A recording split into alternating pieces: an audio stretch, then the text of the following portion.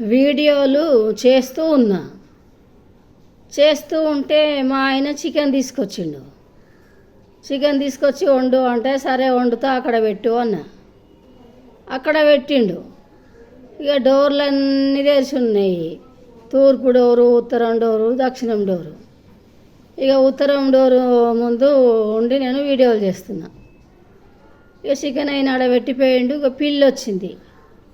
పిల్లి ఎప్పుడు వచ్చిందో నాకు తెలియదు. నేనేమో వీడియోలు చేసుకుంటాను, ఆ పని మీద నేనున్నా.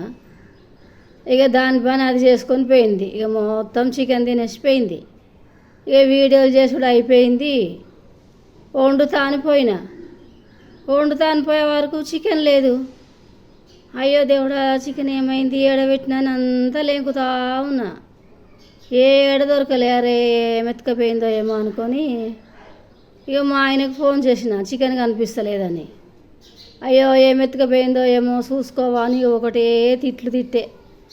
ఇక 4-5 దొబ్బులు దొబ్బి ఏదొచ్చేది చూసుకోవు, ఒక వీడియోల మీద ఉన్నావా అనేసి బాగా తిట్టే. ఇక బాగా తిట్టినాక సరే అనేసి ఇక మళ్ళీ డబ్బులు ఇచ్చి చికెన్ తెస్తా అన్నాడు. ఇక డబ్బులు ఇచ్చిన, చికెన్ తెచ్చిండు. ఇక వండుకున్నాము, తిన్నాం. ఇక ఆ రోజు నుంచి ఆ డోర్ పెడతా, పిల్లి ఏనంగా అయితే వస్తుందో ఆ డోర్ పెడతా. ఇక చికెన్ ఆడబెట్టి దాని మీద బాగోని బోర్లేస్తా. ఇక ఆ రోజు నుంచి అతి జాగ్రత్త చేస్తున్నా, వండిన వంటలకు కానీ వండని వాటికి కానీ. ఇక డోర్ పెట్టేసి మంచిగా జాగ్రత్త పడుతున్నా. ఇక ఆ రోజు గట్ల అయింది. ఇక వాటిని ఏమనొద్దు, అవి నోరు లేని కదా, వాటికి తెలియదు.